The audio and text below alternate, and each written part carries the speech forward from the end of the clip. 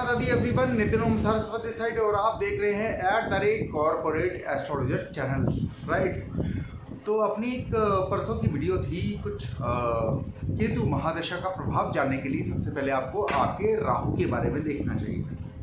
Y देखिए, सबसे पहले अगर आपको केतु को समझना है तो सबसे पहले आपको समझना होगा राहु को, ठीक है। केतु देव वो चाहते हैं जो कम से कम आपके राहु चाहते हैं, वो तो नहीं चाहते हैं, राइट। केतु देव वो नहीं चाहते जो आपके राहु चाहते हैं। और सबसे पहला जो अटैक होता है केतु महादशा का, वो होता है राहु की ऊपर ही। अब राहु है क्या, वो आपको बताइए। Rahu is nothing but desires, Rahu is nothing but इच्छाएं, राइट। देखिए, किसी भाव में राहु है, फर्स्ट में है, सेकंड में, थर्ड में, जो कि हम बेसिकली सेवन्थ हाउस केतु तक कवर अप कर चुके हैं इसके बारे में, राइट। आज बारी है 8th से लेके और 12th हाउस तक की।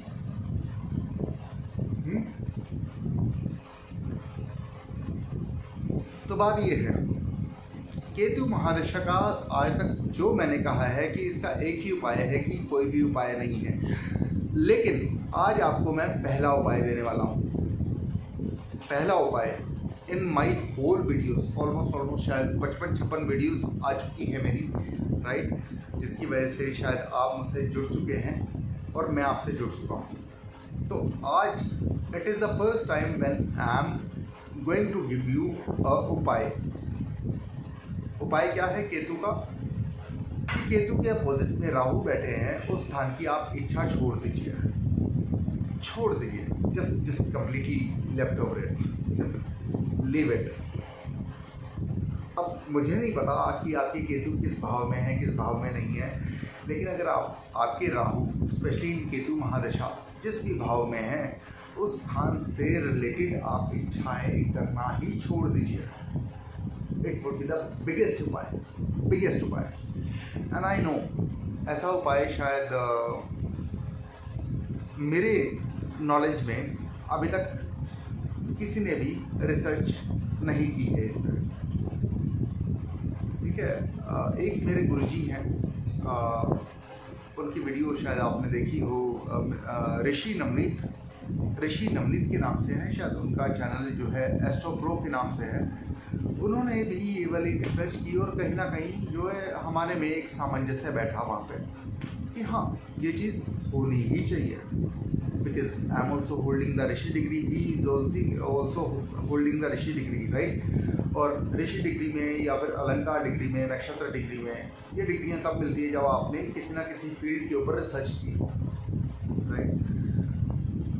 मैं अपनी पहली वीडियो में बता चुका हूँ, it is not self promotion, but the thing is, if you are not what do you call that, if you are not appreciating yourself, तो आपकी appreciation लोग कैसे करेंगे, right. It is not that I am सम्मान का भूखा या फिर आपके पैसे का भूखा, नहीं, it is not like that, but it is compulsory to tell it. Why? Because लोग आके बेतुके यूट्यूब पे क्वेश्चन करते हैं, तो डिग्री बताना या फिर एक तरह से एक्सपीरियंस बताना। Because when I was 10 years old, somewhere somehow it was written in my destiny कि मुझे एस्ट्रोलॉजर ही बनना है, राइट। ऐसे ही नहीं, मैंने ऑलमोस्ट हॉस्पिटैलिटी मैनेजमेंट की डिग्री की है, उसके बाद ऑलमोस्ट 10 साल जो है होटल्स में ही काम किया है, राइट। बट होटल में काम करते हुए जब केतु महादशा आई, तब मुझे अपने जीने का या रहने का या फिर जिंदा होने का एक उद्देश्य मिला है वहाँ पर। एंड समवेयर आई थॉट नहीं, नौकरी तो कहीं ना कहीं मेरा उद्देश्य नहीं हो सकती। ये मुझे पता चला केतु महादशा में ही, राइट। तो केतु, ठीक है, as per my point of view, Ketu आपको बताते हैं आपका उद्देश्य जीने का या उद्देश्य पैदा होने का। समवेयर आई फील कि मेरा जीने का या फिर मेरा पैदा होने का उद्देश्य था एस्ट्रोलॉजर बनना, राइट। और मैं नहीं कहता कि मैं कोई एस्ट्रोलॉजर हूँ, मैं नहीं कहता कि मैं कोई तांत्रिक हूँ या मांत्रिक हूँ या फिर बहुत ज़्यादा बड़ा रिसर्चर हूँ, नहीं। आई ऑलवेज फील कि I am just a student, शिक्षा पाने वाला, जिसको एक धर्म ऐसा है अपने पूरे all over the world, Sikh का नाम कैसे पड़ा कि सीख, तू हमेशा सीखता रहे, राइट। तो उसी से ही प्रेरित होकर गुरु गोविंद सिंह जी हैं और गुरु नानक जी हैं, उनसे प्रेरित होकर मैं अपने आप को बेसिकली स्टूडेंट ही मानता हूँ। और एक इंसान को हमेशा स्टूडेंट ही होना चाहिए, कुछ ना कुछ सीखने के लिए आपको नीचे झुकना ही पड़ेगा, राइट। मेरे पिताजी एक चीज़ कहते हैं हमेशा, expert of all master of none, यानी कि आप एक्सपर्ट हर एक चीज़ के हो सकते हैं लेकिन मास्टर नहीं, right. So I want to be an expert simple, and that's why I am researching on Ketu Dev and Rahu Dev. तो उसी के बेस पे अब अपन जो है परसों की छोड़ी हुई वीडियो का आगे बढ़ते हैं उसके ऊपर। तो आई गेस परसों तक मैंने जो कवर अप किए थे 7th हाउस किए थे केतु के, अब बात करते हैं 8th हाउस। देखिए as per me 8th house, 12th house, 5th house is and 3rd house as well as 9th house. It is very rigorous for Ketu mahadasha, very rigorous, बहुत ज़्यादा संघर्ष देने वाले होते हैं। वाई? केतु आपके ज्ञान के कारक हैं इन सभी हाउसेस में, ठीक है, कि आपको ज्ञान हो सबसे पहले। जैसे 3rd हाउस में आगे तो बहन भाई से विरक्ति देंगे, अगर नहीं दे रहे हैं, बहुत ज़्यादा आपका प्यार है, तो केतु महादशा में या दशा में आपके भाई बहन ही कुछ ना कुछ ऐसा कर जाएंगे जो शायद आपसे सहन ही नहीं हो पाएगा। Why? Because Rahu is in the 9th house, और स्पेशली वहाँ पे आपको सबसे बड़ी क्या चिंता होगी? भाग्य की। सॉरी, मैं परसों वाली बात अभी आपको एक बेहतर वे में समझाने की कोशिश कर रहा था। अब बात करते हैं 8th हाउस की। 8th house Ketu is always a deep researcher.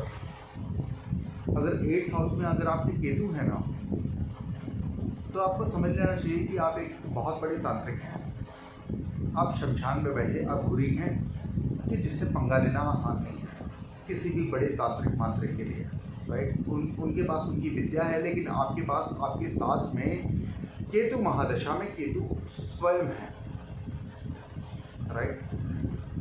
Second thing, deep research देते हैं, इसका मतलब ये नहीं है कि वो हमेशा तांत्रिक मांत्रिक या यांत्रिक ही रहेगा या एक एस्ट्रोलॉजर ही बनेगा। डीप विद्या यानी कि गूढ़ रहस्य की विद्या जो भी हुई, अब वो हो सकती है जैसे आजकल की जो डीप रिसर्चर माने जाते हैं, वो माने जाते हैं मार्केटिंग, यानी कि डिजिटल मार्केटिंग। उसके लिए केतु बहुत अच्छे हैं।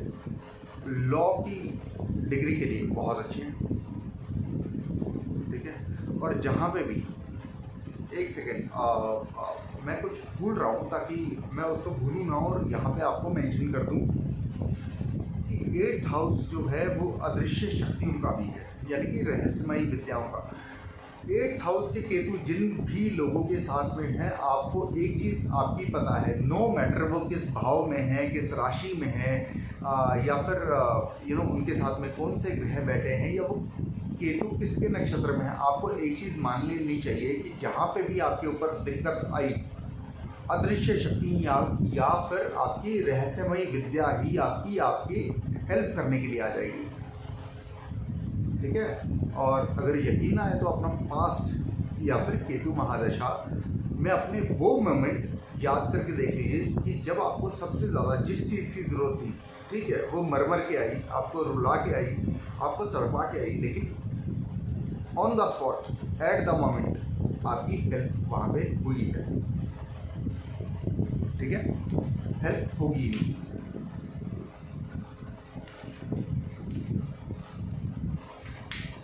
Now if I talk about 9th house Ketu, एक बहुत बड़े प्रसिद्ध ज्योतिषी हैं जो मेरी इंस्पिरेशन भी है, और वो है बेसिकली विजय कुमार जी, जो कि केतु के मेरे हिसाब से सबसे बड़े जो है एस्ट्रोलॉजर माने गए हैं केतु महादशा के लिए। मैं खुद उनको गुरु ही मानता हूँ, राइट। उनके अनुसार केतु 9th हाउस में आके पिता की बलि लेते हैं, जो कि मैंने भी अपनी अब तक की एक्सपेरिमेंट्स में देखा है। लेते हैं पिता की बलि लेते हैं, तब जाके अपना आपका वो भाग्य बनाते हैं, राइट।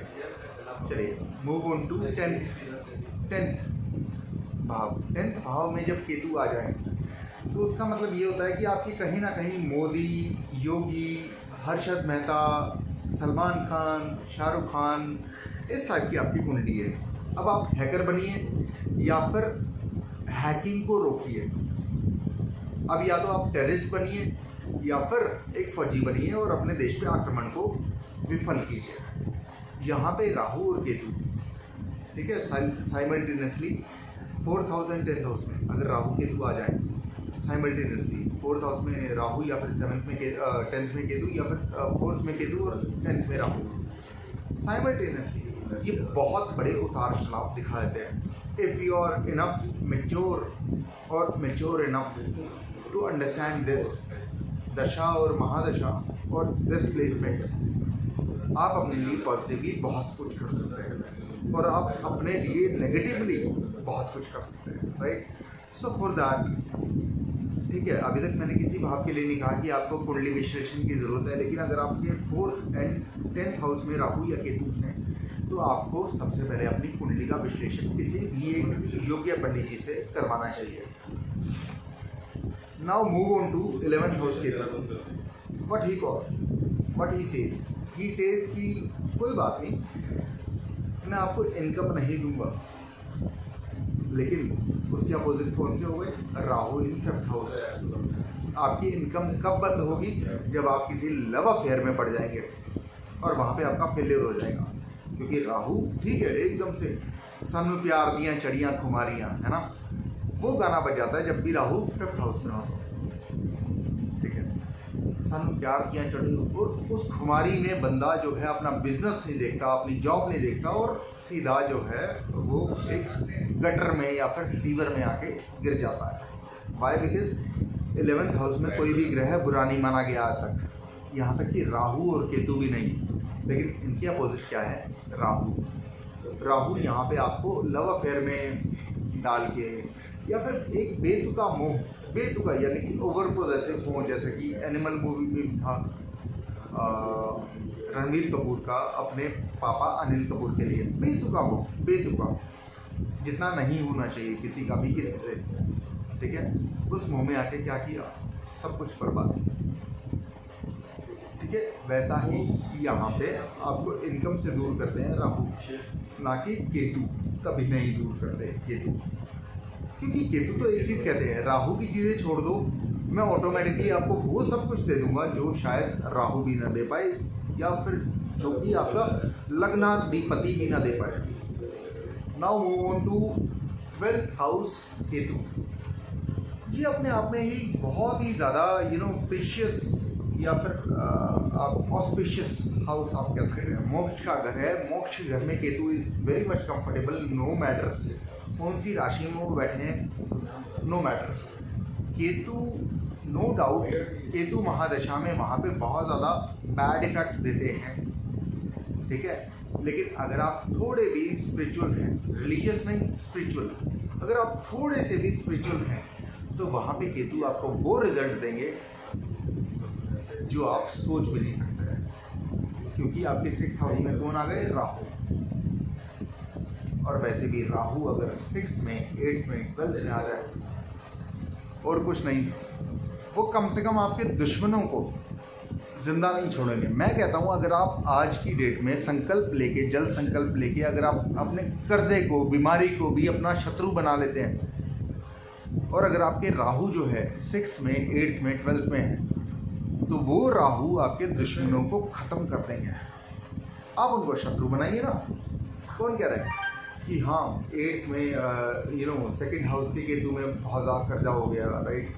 12th हाउस के केतु में केतु में बहुत ज़्यादा कर्जा हो गया। उसके बाद तीसरा कर्जा कब हो गया, 4थे हाउस में। उसके बाद कब कर्जा हो गया?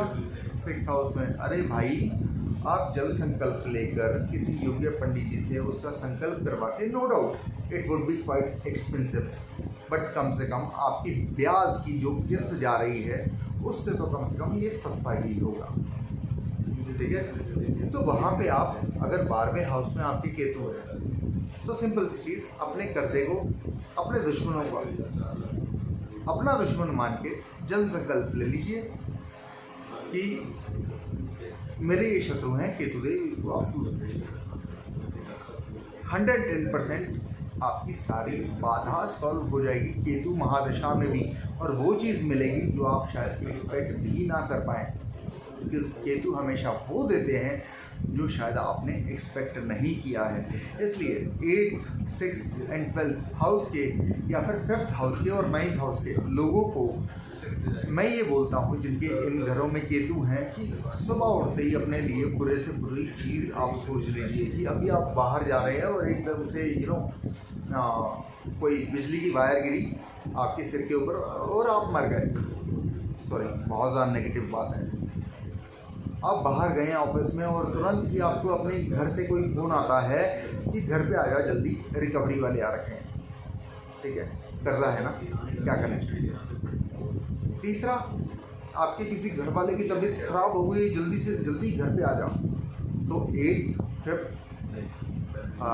9th, 12th स्पेशली इन घरों के केतु वालों को मैं ये कहूँगा कि सुबह उठते ही अपने लिए बुरा सोचिए बस।